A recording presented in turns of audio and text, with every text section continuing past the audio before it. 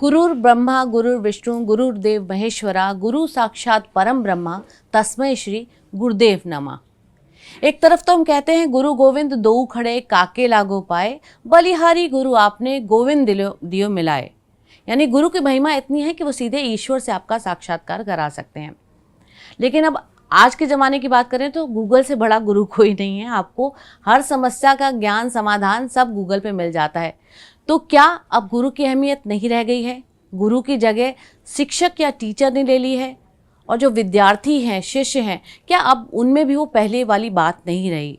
इस पर बात करेंगे। आज हमारे साथ स्वामी सतीशाचार्य जी महाराज मौजूद हैं। कार्यक्रम है जगत गुरु आज। बहुत बहुत स्वागत है आपका। बहुत आभार।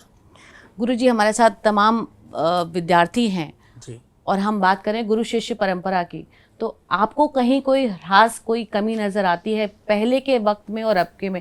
कि एक तरफ हमने एकलव्य और द्रोणाचार्य जैसे भी रिश्ते देखे हैं और भी बहुत सारे इस तरह की कहानियां मिलती हैं, लेकिन आज के ज़माने में कुछ ऐसा देखने को नहीं मिलता।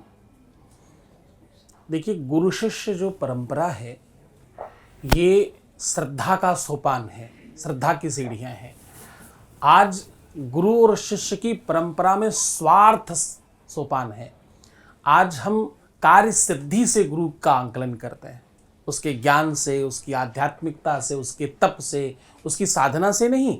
आज या तो गुरु के साथ क्या स्वार्थ है और क्या हमें मिल सकता है, क्या दे सकते हैं वो इस पर, और दूसरा इससे भी ज़्यादा बड़ा ये है कि गुरु जी के पास आता कौन है, गुरु जी के शिष्य कौन बड़े लोग हैं। तो गुरु जी बड़े नहीं हैं, गुरु जी का शिष्य कोई बड़ा है तो गुरु जी बड़े हैं। गुरु शिष्य परंपरा बहुत नितांत और बहुत आध्यात्मिक व्यवस्था का नाम है। गुरु शिष्य परंपरा में एक शिष्य अपने गुरु को अपने माता पिता, और ये तो बड़ी छोटी बात हो गई, बड़ी बात यह कि वो भगवान से भी ज़्यादा मानता है।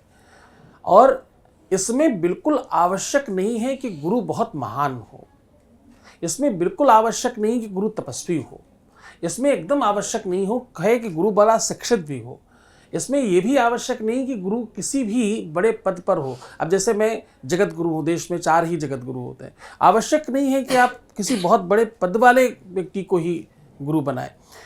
जिसको भी आपके मन ने, आत्मा ने, बुद्धि ने, विवेक ने, समझने और आपकी स्वीकृति ने, एक्सेप्टेंस अगर मिल गई, आपने मान लिया, वो गुरु उतना ही शक्तिशाली होगा आपके लिए जो दुनिया का सबसे विशाल, महान और श्रेष्ठ महापुरुष आपका गुरु होगा।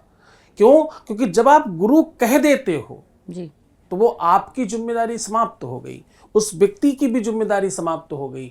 अब उस परंपरा की जिम्मेदारी शुरू हो गई जिसको आप भगवत्ता कहते हो, उस सत्ता की महत्ता शुरू हो गई, जहाँ ये कहा गया है कि गुरु ब्रह्मा गुरु विष्णु गुरुदेवो महेश्वरा गुरु साक्षात परब्रह्म तस्मै श्री गुरुवे नमः। हम इसलिए प्रणाम कर रहे हैं क्योंकि उसमें ब्रह्मा विष्णु महेश की शक्तियां हैं, उसमें परब्रह्म की शक्तियां हैं। वो शक्तियां हमारा काम करेंगी, वो शक्तियां हमारा कल्याण करेंगी। मैं उस स्वरूप में मानकर आपको गुरु मानती या मानता हूँ। इस मानस की पवित्रता का नाम गुरु शिष्य परंपरा है। आप लोग ये बात समझते हैं या आपको लगता था कोई PhD डिग्री होल्डर ही गुरु हो सकता है, कोई प्रोफेसर हो या टीचर हो? आपको लगता है गुरु कोई भी हो सकता है?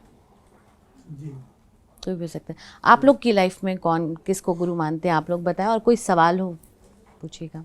नमस्कार गुरुजी, मेरा सवाल ये है कि आजकल जैसे ऑनलाइन पढ़ाई ज़्यादा चल रही है, तो उसके हिसाब से जो पहले के ज़माने में गुरु शिष्य की जैसे परंपरा थी, उनका इतना स्ट्रॉन्ग बॉन्ड था, उनकी रिस्पेक्ट होती थी, तो आज के ज़माने में वो लागू होता है कि नहीं?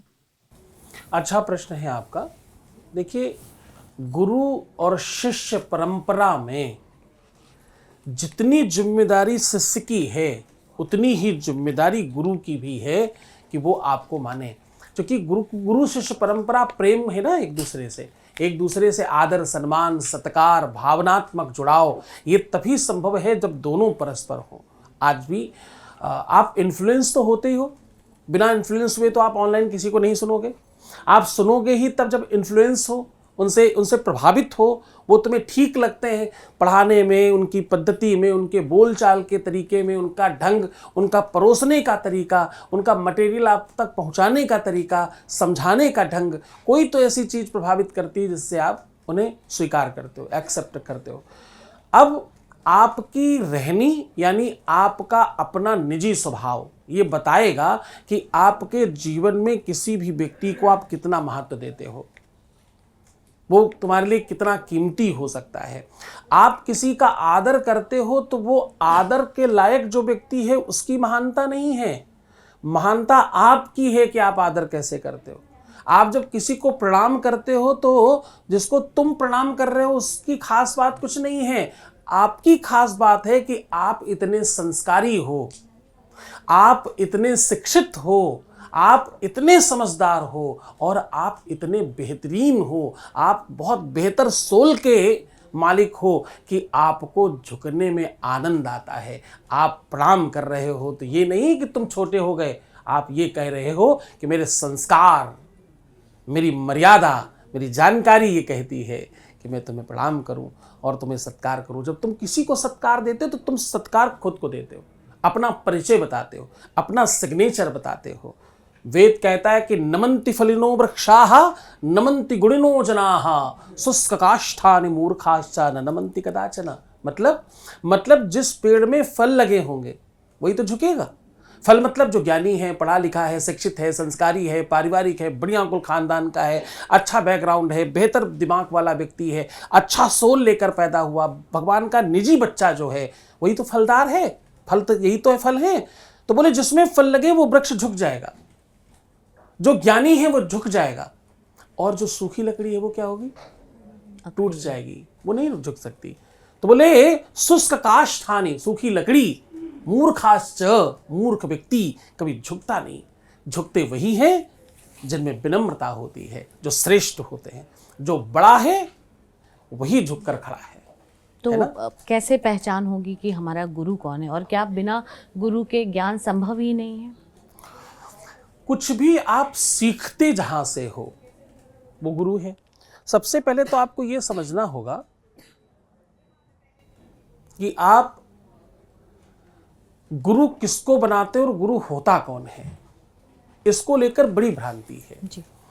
गुरु लाल पीला पहनकर जो कपड़े हम लोगों ने पहन रखे यही गुरु नहीं होता, या केवल जो तुम्हें स्कूल में पढ़ा रहा है, टीचर है तुम्हारा कोचिंग वाला है वही ही गुरु नहीं होता, जो तुम्हारे कान में मंत्र फूंकता वही गुरु नहीं होता, जो मंदिर में आरती पूजा कर रहा है केवल वही गुरु नहीं होता। गुरु हर वो व्यक्ति है जो तुम्हें कुछ भी सिखा रहा है। कभी कभी तुम अपने हम उम्र के लोगों से जो खुरापात सीख लेते हो वो भी तुम्हारा गुरु ही है, खुरापाती दिशा का। जो तुम उल्टे सीधे काम सीखते हो, उल्टे सीधी चीज़ें सीखते हो, कहाँ पर कौन सा मटेरियल मिलता है, किस वेबसाइट पर जाकर क्या प्राप्त किया जा सकता है, कहाँ से क्या खरीदो, कहाँ क्या बेचो, कहाँ क्या लो, कहाँ से क्या कंज्यूम करो, वो सब जहाँ से तुम सीख रहे हो वो भी तुम्हारा गुरु ही है।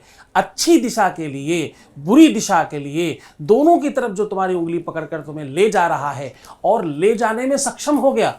आज तुम्हारा कोई साथी तुमको व्यसन करने के लिए पान मसाला, तंबाकू, सिगरेट, दारू, बियर, ये सब के लिए अगर वो कन्विंस कर ले जाए तो समझना वो गुरु ही है तुम्हारा। पर वो खुरापाती शुक्राचार्य वाला गुरु है, बस तुम्हें सत्यानाश करने के लिए कन्विंस कर रहा है।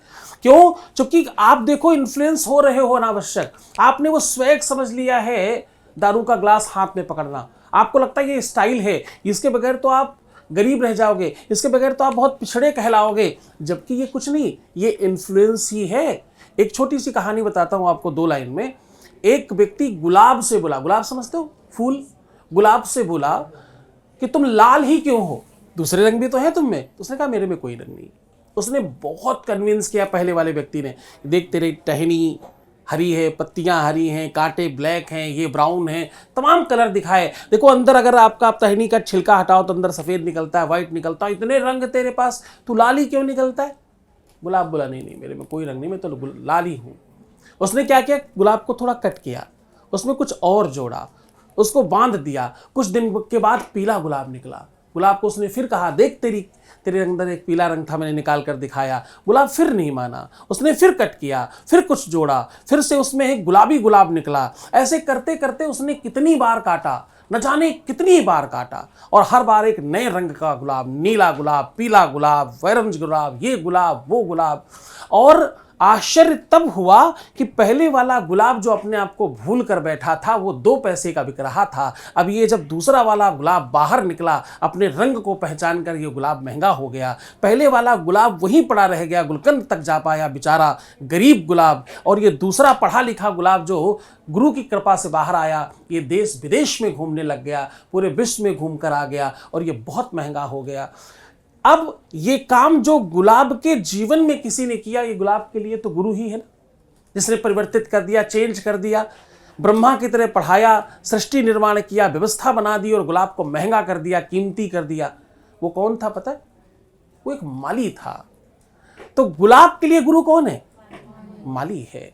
ऐसे ही तुम्हारे जीवन को जो परिवर्तित कर रहा है किसी भी दिशा में, वो गुरु ही है। तो भैया बहुत जानबूझ कर, पानी पियो छान कर, गुरु करो जान कर, खूब सोच समझ करके अपने आसपास के साथ बैठे बच्चों को भी गुरु बनाने के पहले, तुम बनाते तो मित्र हो, और वो बगल में बैठे बैठे कब गुरु बन जाए पता नहीं चलता। इसलिए सावधान, गुरु बनाने के पहले 1000 बार विचार करें। गुरुजी, मेरा सवाल था, जब हम भगवान की सेवा करते हैं और फिर उनसे कुछ मांगते हैं तो क्या एक प्रकार का सौदा नहीं हुआ? हाँ, भगवान से कुछ मांगते, भगवान से, गुरु जी से जब तुम कुछ मांगते हो और वो भी सेवा के बदले में कुछ किया तुमने, मान लो तुमने एक फूल चढ़ा दिया, ये सेवा तुम्हें लगती है। अच्छा, मांगा भी जाए तो परस्परता होनी चाहिए। आपने 500 रुपए का प्रसाद चढ़ाया तो 500 का ही सामान मिलना चाहिए, तब तो चलो ठीक है, तुमने को दिया और ले लिया, बात खत्म हो गई। पर तुम देते तो इतना सा हो, सुई की नोक के बराबर, मांगते हो ट्रक भर करके। तो ये तुम्हारी मानसिकता को दर्शाता है कि तुम स्वार्थी हो। तो मुझे लगता है ये बहुत अच्छा नहीं है। एक पुजारी ने भगवान से कहा, बहुत दिन तक पूजा करता रहा, भगवान खुश हो गए, भगवान ने कहा मांगो तुम क्या मांगते हो, मैं तुम्हें कुछ देना चाहता हूँ। ये बात सुनकर पुजारी नाराज हो गया, भगवान से दूर खड़ा होकर के डंडा खड़ा करके सामने बीच बोला, सुनो, मैं अगर मांगू तुझे तो हरगिज न देना कुछ मुझे। बोले हो सकता है मैं कभी मुसीबत में आ जाऊं, कभी प्रॉब्लम में आ जाऊं, कभी संकट में आ जाऊं और कुछ मांग बैठूं तुमसे, पर ध्यान रहे मैं तुम्हारी सेवा करता हूं और तुम्हें सौगंध दे रहा हूं। बोले मैं अगर मांगू तुझे तो हरगिज न देना कुछ मुझे, वरना आशिक नहीं मजदूर कहलाऊंगा मैं। ऐसा लगेगा मैंने मजदूरी करी, मैंने कुछ काम किया, उसके बदले में मुझे तुमने कुछ दे दिया। तो ये आदान प्रदान व्यापार में होता है, प्यार में, भक्ति में। भक्ति का दूसरा नाम प्यार है, हाँ, ध्यान से समझना। तो प्यार में, भक्ति में, चाहे वो गुरु भक्ति हो, चाहे इष्ट भक्ति हो, चाहे तुम्हारी जीवन मर्रा के जो दोस्त यार हैं, तुम्हारे माँ बाप, उनकी भक्ति हो, उसमें प्यार चलता है, व्यापार नहीं। जी प्रणाम गुरुजी, मेरा नाम शानू जैन है, जैन परिवार से मैं बिलोंग करता हूँ।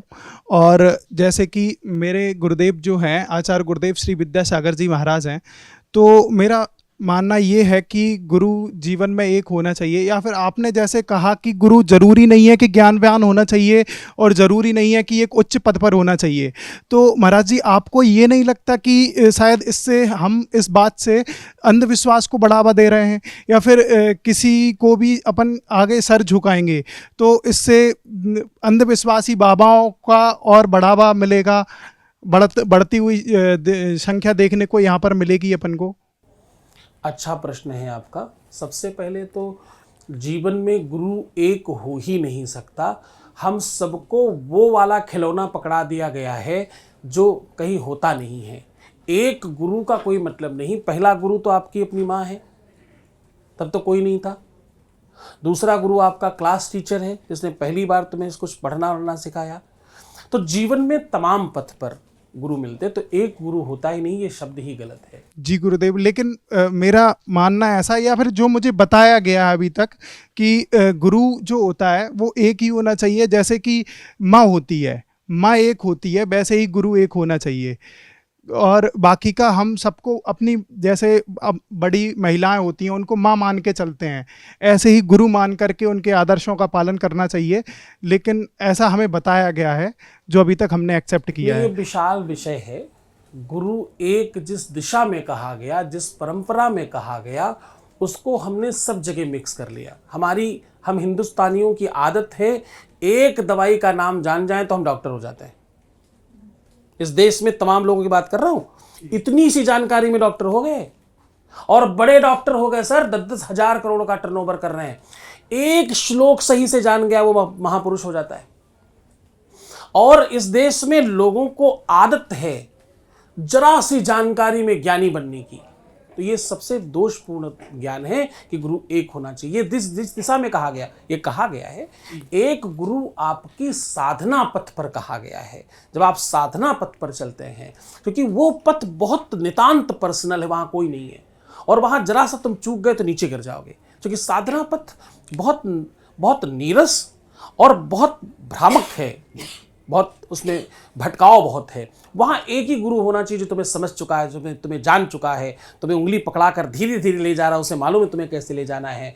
जैसे डॉक्टर तुम्हें बचपन से जानता है, तुम्हारी प्रवृत्तियों को, तुम्हारे पूरे की पूरे शरीर की गतिविधियों को जानता है कि यार तुम्हें क्या सूट करता है, क्या नहीं सूट करता, तुम क्या खा सकते हो, तुम्हारे लिए क्या उचित है। वैसे ही साधना पथ पर ये ठीक है। बाकी जीवन रूपी व्यवस्था में तो आपको तमाम गुरु मिलते ही हैं। आप रोक नहीं सकते, आप चुनाव कर सकते हैं कि मेरे अपने, जिस प्रकार से आप पानी हर जगह का नहीं पीते, जिस प्रकार से हर जगह आप भोजन नहीं करते, जैसे आप जैनी हो तो जैनियों की तो परंपरा है कि मैं ये नहीं खाता, मैं वो नहीं पीता, मैं ऐसे नहीं करता, मैं वैसे नहीं करता, आप नियम पालन करते हो ना।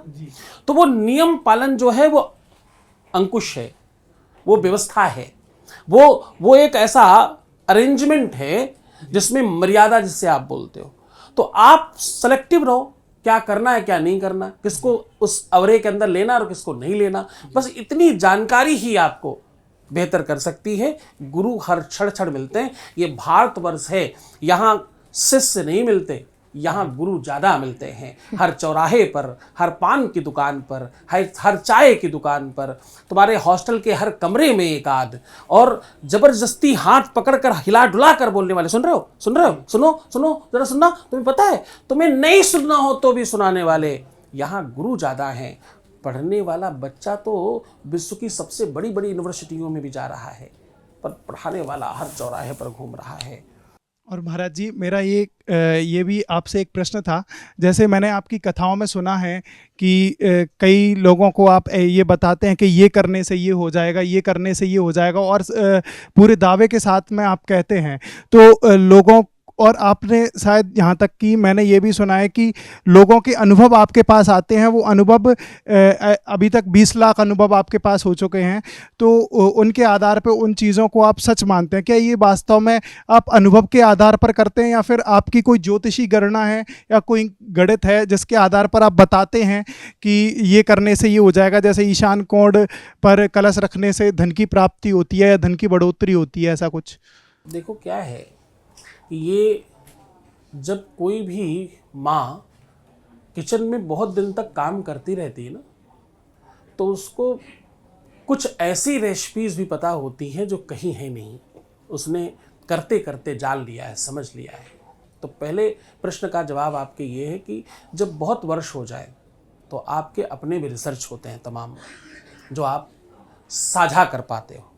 दूसरा, उपाय सदैव संबल है, नियम नहीं है, व्यवस्था नहीं है, ये औषधि भी नहीं है। उपाय सिर्फ संबल है। और दुनिया में सबसे ज्यादा क्या जरूरत है मालूम आपको? संबल की। डूबते को तिनके का सहारा सुना है ना, बस वही है उपाय। वो डूबने वाला डूबेगा नहीं। ये कहानी आपने सुनी होगी, डूबते को तिनके का सहारा, पर उसका मतलब नहीं मालूम होगा। कोई व्यक्ति डूब रहा हो और उसे यह आशा हो जाए कि कोई बचाने आएगा, बस अब वो नहीं डूबेगा। जब तक वो उसका सहारा और आसरा नहीं डूबेगा तब तक वो भी नहीं डूबेगा। इस बात को चाहे 10 घंटे भी हो जाए, वो डूबेगा नहीं। एक सकारात्मक ऊर्जा उसके अंदर आ जाएगी। सकारात्मक नहीं, आप जाग गए हैं, ताकत उधर है, इधर नहीं है। भगवान किधर है? इधर ही, हर व्यक्ति के, आपके ही अंदर सर्वस्व है। उसको जगाने वाला गुरु है। तो जैसे जगा दे, कभी थप्पड़ मारकर, कभी प्यार से, कभी कहानियों से, कभी उपायों से, कभी अपने अनुभवों से। क्योंकि गुरु कुम्हार सिख कुंभ है, गढ़ी गढ़ी महारत चोट, अंदर हाथ संवार देत। और बाहर मारत चोट। जैसे तुम्हारा शेप बन जाए, जैसे तुम्हारा आकार बढ़िया बन जाए, तुम्हें मजबूत बनाने वाला, तुम्हें अमीर बनाने वाला, तुम्हें बेहतर करने वाला, तुम्हें और श्रेष्ठ बना देने वाला अगर कोई है तो उसका नाम गुरु है। गुरु जी, आखिरी सवाल ये है कि अब हमने परंपराओं की बात कर ली कि पहले का जो रिश्ता होता था या स्कूल कॉलेज में वो है, अब एक नया जो युग डेवलप हो रहा है, डिजिटल युग है वो, जैसा उन्होंने बोला ऑनलाइन चीज़ें हैं। एक वक्त के बाद आप बहुत कुछ गूगल, चैट जीपीटी या एआई का जगह आ गई है, तो ऐसे डिजिटल युग में गुरु का क्या स्थान है? हम किसी इंसान को गुरु मान के चलें या हम बाकी चीज़ों, परिस्थितियों को भी गुरु मान के चलें, तो उसमें गुरु की अहमियत क्या है? और दूसरी बात यह है, उसमें आदर कितना महत्वपूर्ण है? हम क्योंकि मशीन का कितना आदर करें, हालांकि हमारे यहाँ विश्वकर्मा पूजा होती है और सभी चीज़ की हम पूजा करते हैं, लेकिन मशीन को कितना आदर सत्कार दे सकते हैं? और ख़ासतौर पे जब बच्चे स्कूल में भी टीचर की बुराई कर ही लेते हैं क्लास से बाहर जाकर। नहीं, आपके प्रश्नों में सबसे पहले महत्वपूर्ण, गुरु आपके जीवन में बहुत महत्व रखता है। गुरु कैसे बनाए, ये थोड़ा समझने वाली बात ये है इसमें कि गुरु तुम्हें नहीं बनाना, गुरु तुमको भी बनाएगा और तुम्हें गुरु बनाने में जो व्यवस्था है, जो विचार है, वो भी वही देगा। पहचाने कैसे? वो आप कहाँ पहचान सकते हो? आप पहचान सकते होते तब तो तुम बढ़िया शिष्य हो जाते। वो पहचानने की ताकत भी तुमको गुरु ही देगा। एक बात और बता रहा हूं, गुरु की बुराई करना, गुरु की बुराई सुनना, गुरु की बुराई समझना, ये जो थोड़ी देर पहले ये बच्चे कह रहे थे ना, अंधविश्वास, ये वर्ड ने, इस शब्द ने सब सत्यानाश कर दिया है। अंधविश्वास जैसी कोई चीज ही नहीं होती। कोई ढोंगी भी हो ना, उसके प्रति भी श्रद्धा रखिए, क्योंकि वो स्वरूप से ही सही, उसके बाहरी आवरण से ही सही वो गुरु है। एक काल में मां भारतेश्वरी, माता सीता ने रावण को इसलिए नहीं अपने आप को हरण करने दिया कि वो ताकतवर था। वही सीता लंका में बैठकर एक तिनका उठाकर उसके समय के सामने कहती, सुन, तृणधर वोट कहत बई देही, सुमिर अवधपत परम स्नेही। सुन, सामने इधर आ मत जाना। एक तिनका उठाकर, तलवार नहीं है, लंकेश के सामने एक स्त्री, एक महिला कह रही, भारतेश्वरी कह रही, सुनो, इधर नहीं, सावधान। वही भारतेश्वरी बिल्कुल अबला की तरह सामान्यतः रावण के साथ उठकर चली आई। उसके पीछे वो जो बाहरी आवरण था, जो स्वरूप था, जो रंगा हुआ कपड़ा उसने पहना था, वो जो भेष उसने बनाया था, उसकी मर्यादा रखने के लिए उन्होंने किया, किसी भी स्थिति में मेरे गुरु की बुराई कर मत देना। मेरे गुरु की बुराई करने से तुम्हारा भी सर्वनाश हो जाएगा। मेरे गुरु के बारे में अगर कुछ कहा तो तुम सदैव पूरी तरह से समाप्त हो जाओगे। तुम क्या समझते हो, तुम बुराई करोगे और मैं सुनूंगा? तुम्हें क्या लगता है कि तुम बुराई करते रहोगे और मैं सहन कर लूंगा? तुम्हें क्या लगता है तुम ये सब करके ऐसे ही रह लोगे? भगवान सुन रहा है, ईश्वर सुन रहा है, उनकी शक्तियों से तुम अनजान हो सकते हो। ऐ नादान, जाग जाओ, वरना तुम्हारा वही हस्ल होगा जो रावण का हुआ था। भैया, गुरु परमात्मा है। गुरु की बुराई सुनने में भी पाप लगता है। गुरु की निंदा सुनहि जो काना, होए पाप गौघात समाना। गाय की हत्या के बराबर पाप लगता है। पाप मत करना। जी, बहुत बहुत धन्यवाद गुरु जी। तो बहुत कुछ आपकी श्रद्धा, आपके विश्वास, आपकी मान्यताओं पर है। और जिसे विश्व की सबसे प्राचीन नगरी कहा जाता है, उस बनारस में तो चलते फिरते कण कण को भी आप कहते हैं काहो गुरु। तो अगर आप मानने पर आते हैं तो हर चीज़ में, हर सृष्टि में जो भी चीज़ें हैं, कोई एक इंसान की बात नहीं है, वो आपको सृष्टि की हर चीज़ गुरु के तौर पर कुछ ना कुछ ज्ञान देकर ही जाएगी। तो सब कुछ आपकी अपने मान्यता पर है, अपने विश्वास पर है। बहुत बहुत धन्यवाद। इस एपिसोड में इतने ही। मिलेंगे दूसरे एपिसोड में किसी और शंका के समाधान के साथ, किसी और समस्या का हल लेकर। धन्यवाद, नमस्कार।